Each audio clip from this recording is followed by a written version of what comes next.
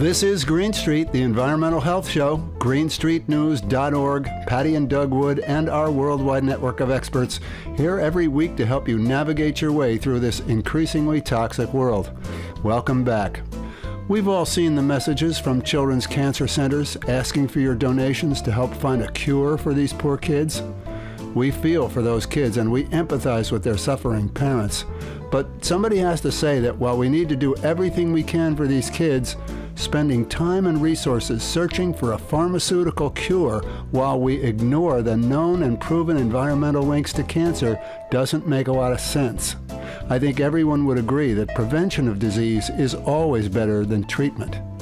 In a few weeks, our kids will be heading back to school to spend a good part of their early lives in classrooms and on school grounds. Today on Green Street, in part 2 of our series, we're going to talk more about several of the most common environmental exposures that occur in schools and how those exposures might be mitigated or even eliminated in a program called the ChildSafe School. So if you're a parent or a grandparent of a child in school or know a teacher or school board member or principal or superintendent, please share this program with them. We're going to get to all that in just a minute, but first, the environmental news stories of the week. Patty, what have you got for us? Well, it's hard to find good news in the world of environmental health, but I have 2 really important articles to talk about. Okay. So a group of over 30 scientists, health professionals, and public health advocates is urging the Senate not to weaken the Toxic Substances Control Act, also known as TSCA, a move they say will put children in harm's way from toxic chemicals and pollutants. In a letter sent this week to the Senate Environment and Public Works Committee, the group expressed concern that scientific and health voices are being sidelined when it comes to America's chemical safety laws putting children's health at risk. In March, Senate Republicans released a draft discussion bill aimed at loosening TSCA with the goal of speeding up federal chemical reviews. The proposed changes align with industry concerns around the law, which gives the EPA the authority to regulate new and existing chemicals. Well, aligning with industry is our goal here, right? We want to make sure that we're aligned with what the industry wants and not what's good for people necessarily. Quoting from the group's letter, "It is critical that the committee hear from stakeholders on the range of harmful impacts, particularly on children's development, of any potential TSCA amendments. Until now, members have heard primarily from industry lobbyists and their trade associations, whose focus has been on weakening TSCA." Yeah. This week's letter comes a month after 250 organizations representing public health professionals, scientists, consumer advocates, and environmental advocates also sent a letter urging Congress to reject industry-led efforts to reopen TSCA. In 2016, the law was amended to allow EPA to review chemicals before and after they entered the market and emphasize the protection of vulnerable populations such as children, pregnant women, workers, and fence-line communities. Despite past bipartisanship around TSCA, support for the current law now falls along party lines, with Democrats expressing a desire to leave it intact or even strengthen it, and Republicans saying that the law in its current form is harming U.S. competitiveness in the chemical marketplace. So where are we putting our priorities here? On keeping people safe or on competing in the chemical marketplace? Competing in the chemical marketplace. Did I get that question right? I think you did. That's the EPA at work. Wow. All right, I have a little note here about the EU banning high levels of PFAS in food packaging. This is something we've talked about quite a bit on the show. Yeah, they're always ahead of us. They're always ahead of us. Always. In a drive to cut waste and improve public health, the European Union rule that takes effect this week bans high levels of PFAS forever chemicals in food packaging. Under the new program, new products entering the market will now have to meet tighter standards if they are designed to come into contact with food. PFAS have been linked to increased risk of certain types of cancer and other health conditions. Although the amount of material people are exposed to from food packaging is usually low, scientists point out the long-term effects. After all, PFAS are highly persistent chemicals and accumulate in the body and the environment. These are called low-level chronic exposures. Yeah. It's hard to find food that's not packaged in plastic. PFAS are used to make paper and cardboard packaging both grease and water resistant and are found in everything from pizza boxes to TV dinners. Packaging with lower PFAS reduces the risk of these persistent chemicals migrating into food or into the natural world when thrown away. So, once again, the EU is out front on this. We're not doing anything in this country to limit the amount of PFAS in food packaging, right? I think that states are beginning to propose legislation. Are they? I mean, I know certainly New York State is considering it, been considering it for what I consider a little bit too long. It's time to move forward on it. Yeah. Yeah. So that's what's happening in the EU. What else do you have today? Okay, so this is from E&E News. Amazon is planning to build one of the nation's largest natural gas power plants and possibly the biggest single source of climate warming emissions in the country. Really? To electrify a new 8,000-acre data center in West Texas. Do you know how much 8,000 acres is? Yeah, that's why I said it twice. I mean, 8,000 square feet is a big building. 8,000 acres? Right. Texas regulators have given a green light for the power plant, which is expected to emit more than 33 million tons of greenhouse gases a year. Wow. As of 2024, the dirtiest power plant in the U.S. was a coal plant in Alabama, which emitted more than 20 million tons of carbon dioxide emissions in 2024. The new Texas plant would be significantly bigger and emit a whopping 50% more greenhouse gas. I can't believe in this day and age they're going ahead and approving something like that. The details of the Amazon project come as data center developers in Texas are racing to build their own power plants to avoid a wait list for plugging into the state's main power grid. Leaders across the country are closely watching Texas projects as data center pushback mounts, despite state leaders' past support of a build-out to boost AI. It's very interesting what's happening now because these politicians were all about, yay, AI is great. Right. And then they found out that the public didn't want the data centers, and now they're all backtracking now, trying to take it all back. The wait for grid power could take months longer than originally anticipated after Texas Governor Greg Abbott, interestingly enough, announced last week a de facto moratorium on data center approvals until state electricity regulators can audit proposed projects. Abbott also ordered the Public Utility Commission of Texas to make sure data centers reuse their own water, reduce the cost of electricity for residential ratepayers, do not disrupt residential neighborhoods, and pay for the cost of needed electric infrastructure. Several large tech companies have agreed to those general standards, including Meta, OpenAI, QTS Data Centers, and Skybox. But even before Abbott's standards and moratorium were announced, some of the biggest tech companies and proposed data center developers announced plans to build their own power generation units to avoid the grid.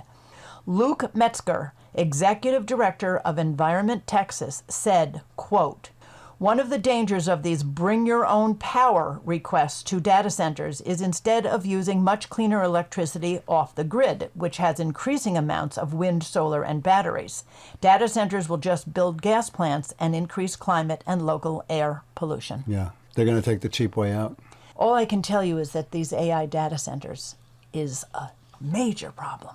We're not paying enough attention because these things are being built out in the deserts. Yeah, they have thousands of them apparently. And they're trying to hide them in rural areas, in the woods and whatever, so people can't push back so much. But people are upset. Well, and rightly so. They're using up all their water. That's what I was just going to say. They use a lot of water, and now they're building polluting power plants to make them go. That's right. Holy cow. All right. Thanks, Patty. You're welcome.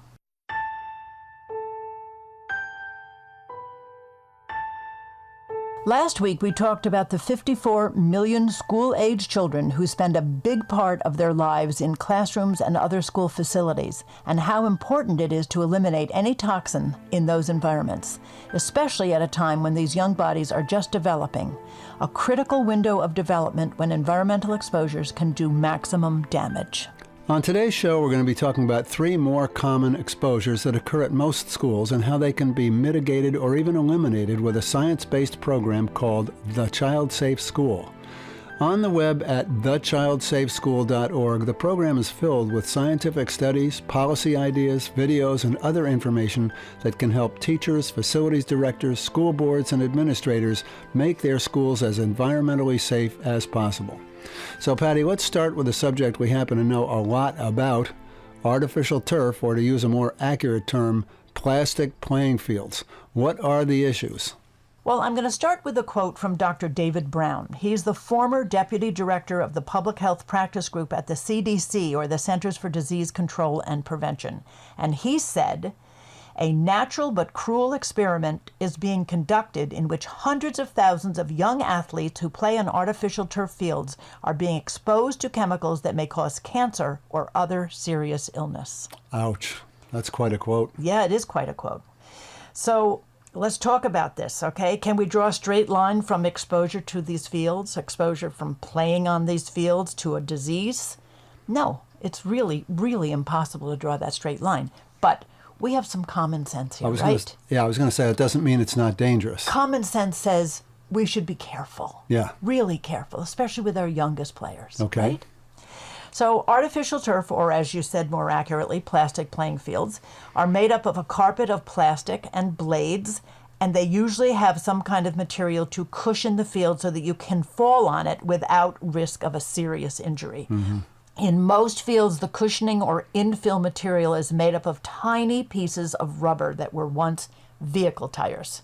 We're talking about cars and trucks and buses and construction vehicles and so on. So this is an amazing fact. Up to 40,000 used tires can be used for a single football field. Wow. 40,000 tires. Wow. And they're all tires from, from all these different vehicles that I just mentioned. So you can't tell exactly what's in them, right? The chemical composition in those tires. Because every tire is different. Everyone.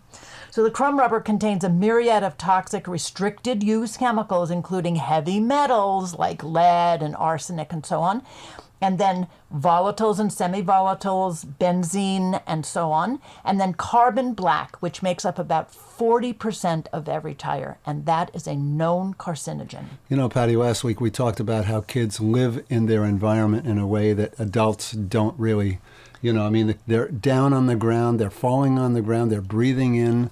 Yeah. The dust. I mean, we talked about kids inside a classroom, but, now we're talking about kids outside on the field. Yeah. Okay? And, of course, they're living in it the way adults typically don't. I mean, they're lying on the grass, they've got a snack and their water bottle, and they're practicing. Yeah. I mean, we saw a video of soccer goalies at a practice, and they were like diving into that turf like 100 times. And every time every practice. And every time they dove in, there was this cloud of dust that came up. Yeah, it's the dust. You mentioned it, and I am absolutely afraid of this exposure because they don't really talk about the dust from these tire particles, right? Yeah.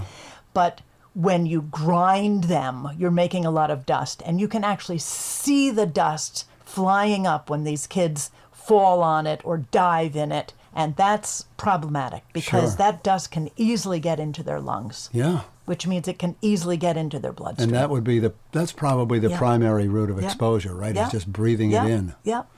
So many of these chemicals, as we said, are known carcinogens. They're also neurotoxins and endocrine disruptors. Yeah. But I'm particularly concerned about endocrine disrupting chemicals because endocrine disrupting chemicals are different in that they can actually do real harm in incredibly small amounts. So disrupting the endocrine system in a young life is a risky thing to do that may have lifelong consequences. And so just that one concern alone, where you've got endocrine disrupting chemicals that can wreak havoc on a young body, should be enough to make us stop and rethink this. But there's more too. Okay. These fields get really, really hot. We have temperature readings that have shown fields as high as 200 degrees when the ambient temperature is 98 degrees. So that almost doubles the temperature. Just to give you an idea, the artificial turf is 37 degrees higher than asphalt. You know what it's like when you've got bare feet and you're coming out of a place where you're at a pool or something and you just ow, ow, ow, ow, ow as you walk along because the surface is so hot on that asphalt. And it's also 87 degrees higher than natural grass. Wow. 87 degrees higher than natural grass. Now, they sell the artificial turf companies actually sell water cannons. So when they see that the temperatures have gotten really high, they can actually cool them down. But the cooling from the water cannons will only last for about 20 minutes, and then they have to do it again and again and again. So what do we worry about? We worry about dehydration. We worry about heat exhaustion. We worry about heat stroke. We actually have kids who have burns on the bottoms of their feet, on the soles of their feet, that they have gotten right through their shoes and their socks. Yeah, wow. When these turf fields get really, really high. And also, the volatile chemicals that are in the crumb rubber infill material volatilize more readily in hot weather, correct? Yep. And so I've heard kids say, man, those fields just smell terrible when it's really hot. Yeah. Well, that's what it's from. Wow. Yeah. Okay. Then we have unusual injuries that occur. Something called turf toe is brand new since we started installing artificial turf fields. It's kind of a debilitating sprain of the big toe, and that happens. But remember the Super Bowl game where Odell Beckham was lost to the game due to a knee injury? I remember. Yep. Super Bowl. Yep. Yep, and his leg got caught on the plastic field. Same And as then Aaron Rodgers, I was just going to say. he same as lasted Aaron just a Rodgers. few plays for the New York Jets before the same thing happened to him, and that ended him for the whole Yep, season. that was the season. Yep. That was the Jets season. Yep. You would think that the owners would take note of that and say, gee whiz, we just paid this guy, X million dollars to play, and now he can't play Right. because of the artificial turf. Right. Why doesn't that dawn on these guys? I don't know. But an All right. emerging issue of great concern is the microplastic pollution problem. Yeah. Sure. Okay, so we know that plastic breaks down with the elements. Exposure to sun, UV radiation is the number one cause of plastic degradation. But then you have rain and snow and wind and the relentless pounding of feet. Yeah. Okay, it's wear and Yeah, tear, right? sure. That breaks down the plastic into smaller and smaller pieces. And when the wind blows, or a child is, lying on the field or tumbles on the field or whatever, these microplastics are released and can be easily inhaled. But breathing in microplastics on a regular basis, we don't really know. We just don't have enough information yet. Well, but we do have some information on heart disease and plastic. we do. Yeah, we do. But anyways, to end this, natural grass fields are much, much cheaper. Let's talk about that for a second. So compared to grass, an artificial turf field is like $1 million plus. Okay, and that's the price tag for the initial installation, and then they need to be replaced. Yeah, they every don't last. 7 to 10 years. Sure. So you got to cough up some more money, substantial amounts of money to replace them. Yep. The best part is that grass is safe for our kids, and they sequester carbon. They're a carbon sink, and they stay relatively cool. We talked about the difference between the temperature, with grass and Yep. artificial turf. They don't need toxic crumb rubber, but the soil actually can break down body fluids, which are also a problem on artificial turf because, kids spit, they sweat, they throw up, they bleed. All Yep. kinds of body fluids Yeah. can wind up on artificial turf fields, and they're supposed Yep. to be disinfected after every practice and every game. That Yeah. doesn't happen. No. Okay, it doesn't happen. But if you're on natural grass, the soil biology, all those little things in the soil will break down those pathogens. Yep. Takes Okay, care so of you it. don't have to worry about that. So, one of the reasons that they push artificial turf is that you get bare spots and kids trip on it, et cetera, et cetera, et cetera. It does happen. I've seen some pretty bad-looking grass Okay. fields, okay? Yeah. But if you know what to do, and it's a simple thing, it's a two-step process. You aerate and you overseed, because natural grass's worst enemy is compaction. Yeah. So you got to relieve that compaction all the time. You invest in an aerator and grass seed, and you just do it continuously Yeah. throughout the entire playing season. Nature knows best. Nature knows best. Cool. Yep. All right, I'm going to talk about wireless in the classroom for a minute. Today's classrooms are filled with technology, laptops, tablets, routers, smart boards, smart projectors. Pretty much everything in a modern classroom is wireless. And what is it that makes wireless work? It's radio frequency radiation. Now, RF radiation was once thought to be harmless. The only damage it could do would be to heat your skin. I think when the engineers were first developing the microwave, they used to come in the morning and hold their hands in front of the microwave to warm them up, not realizing what the potential danger was. But now we've got thousands of studies, including a major study from the National Institutes of Health, showing that exposure at levels below the current FCC guidelines can have biological effects and trigger symptoms. So those FCC guidelines were developed back in the 1980s for adults.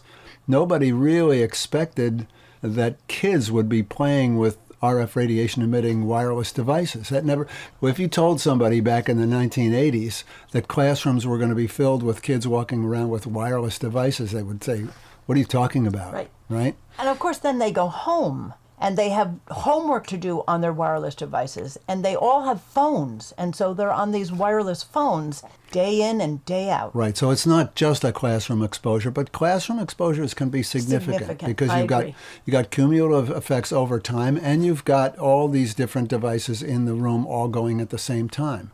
So many kids with their own devices, each one kind of putting out this radiation, plus you got the smart board and the smart speaker and whatever other smart devices there are. Going back to what we were talking about before, kids are more vulnerable to these kinds of exposures than adults. So a safety regulation or a guideline that might work for an adult isn't necessarily protective for kids. And nobody's ever looked at this. There's no government agency that's looking at kids and their exposure to wireless and determining whether or not it's safe or not.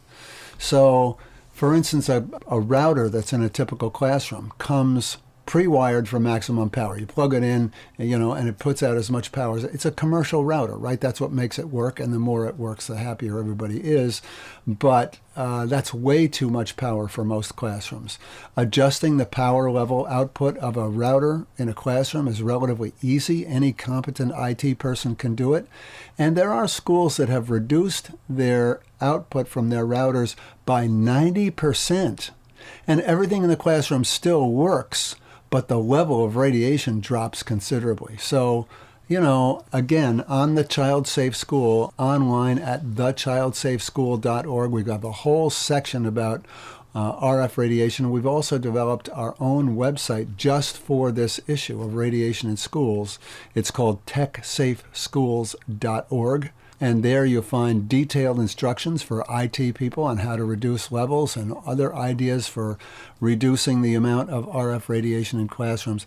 This is an emerging issue, and we're going to hear more and more about this as time goes on. And by the way, kids don't necessarily learn better with this whole wireless, walking around with their tablets. Well, that's another whole conversation. It is. And we can talk to a lot of people. There are a lot of people who are writing books about it now because our kids are not doing as well as they did before they were, learning on their screens. And just like adults, some kids are more sensitive to this radiation than others. So there are some kids who will develop, a headache, or they'll feel nauseous, or they'll be dizzy, or, they've got brain fog. Brain fog is not something you want to introduce into a kid in school, right? That's not where you want this. Some kids are particularly vulnerable, and they're going to be suffering more than others just because we have all this radiation in the classroom. So hopefully, as we get more science and more studies coming out, and there are more studies, every day we're seeing more scientific studies on the impact of wireless radiation on biology and on people's health, we'll finally take a careful look at how much radiation we're allowing in classrooms. So that's where we are. I think we have one more subject to cover. So let's talk a little bit about LED lighting. What do you got on that? Well, LED lights, as you know, are the only thing that you can buy when you go to Home Depot or, local hardware stores or whatever. Yeah. They actually made it illegal to sell incandescent lights. Unbelievable. Although you can still get them if you really look for them. But LEDs are light-emitting diodes. They are a type of solid-state lighting that use a semiconductor to convert electricity into light. So it's a completely different technology from the bulbs that we have been used to, okay? Mm-hmm. They produce significant amounts of blue light, though, which can cause harm to the eyes and disrupt circadian rhythm, which is your sleep and awake cycle. That's right? your body clock, right? Right. Blue light encompasses shorter wavelengths and is a higher energy emitter, similar to ultraviolet light, except that ultraviolet or UV light is invisible and blue light appears white to our naked eye. Mm-hmm. So until relatively recently, our only exposure to blue light was the sun, which is considered a short-term exposure. LEDs, though, contain about 35% of this harmful blue light, and we are exposed to it more and more in our homes, workplaces, and especially in our schools, and our daily use of screens, right? Yeah. Our devices with screens. This is super problematic for our kids today. So LED bulbs also contain lead and arsenic and nickel and copper, and in different amounts depending on the bulb. However, I don't think most people are aware of this. If you have an LED bulb, break at a school, facilities directors or custodians in school environments are not warned of the potential hazard that cleaning up an LED bulb is something that you need to be really, really careful about. Yeah. So that's another thing that, makes it problematic in schools. So LEDs and our eyes. Let's just talk about that for a second. So cumulative exposure to LED and the myriad of devices with screens that we're looking at day in and day out, especially our kids, have long and short-term effects on eye health. Short-term, we've talked about headaches and eye strain and dry and burning eyes and dizziness and these same kinds of things that you were talking about before, with RF coming radiation. from RF radiation, Interesting. can also come from LED bulbs. But serious long-term effects include retinal damage, cataracts, and age-related macular degeneration, which is typically related to aging, but we are now diagnosing this in younger and younger people. Wow. Okay, let's get back to this circadian rhythm, which I mentioned previously. Exposure to LEDs in the form of lighting or digital device screens interrupts our natural circadian rhythm or our sleep-wake cycle, leading to poorer quality and insufficient sleep. Darkness at night is critical for the production of melatonin in the brain's pineal gland. So this is really not such an issue for schools, but for kids at home when we're talking On about their screens at home, they Yeah. shouldn't be on those screens just before they go to sleep because they've already tricked their pineal gland in their brain into thinking that it's daytime, time Yeah. to be awake. Yeah. Time to be awake now. So, what can you do about this? Well, you can actually replace these LEDs and compact fluorescent bulbs, which has a problem, with these long life incandescents. Light color or color temperature is measured using something called the Kelvin scale, which has a range of 1,000 to 10,000, called 1,000 K, 10,000 K. And so LEDs are actually available in warm colors, just like our old incandescent bulbs. And that's below 3,500 K. It's got to be below that for our school classrooms. So any school classroom that has a bulb above that, you could just change the bulb out. You can just change the bulb. You can just change the bulb if they're going to keep LEDs. Yeah. Because, that's kind of the state of the art right now. And that's what everybody is saying you have to use because they save energy. Yes. Right? It's all about their saving energy, but we forgot to think about the public health component of that. Yeah. Okay. But they are available in these warm colors, and it's got to be below the 3,500 K because that doesn't give you that white-blue color, which is the thing that triggers this whole sleep-wake cycle disruption. Yeah. So you want to use a warm-colored LED light. I think the bulbs are typically found in something in the number 2,700K, and that's what you're looking for, is a 2,700K bulb to use. If you're going to use LED bulbs in schools, that's what you want. It's your warm color, it's a more natural color, and it doesn't cause any of these problems that we just talked about. There you go. An easy solution. An easy solution. Perfect. All right. Thanks, Patty. You're welcome. The environmental challenges that kids face in school today, chronic low-level exposures to cleaning products, diesel exhaust, pesticides, wireless radiation, LED lighting, and artificial turf, all subjects that are covered in depth in the online program called thechildsafeschool.org, where you can find videos, scientific studies, school system policies, basically anything and everything that a school administrator might need to make their school truly environmentally safe for all the kids who spend so much of their lives there. Again, if you're a parent or a grandparent of a child in school and you know a teacher, a school board member, a principal, a superintendent, please share this program with them.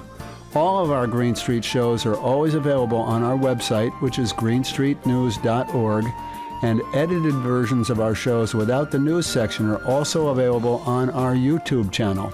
Just search YouTube for Green Street, Patty and Doug, and it'll come right up. That's going to do it for our show today. Patty and I will be back next week with another edition of Green Street. Thanks so much for listening.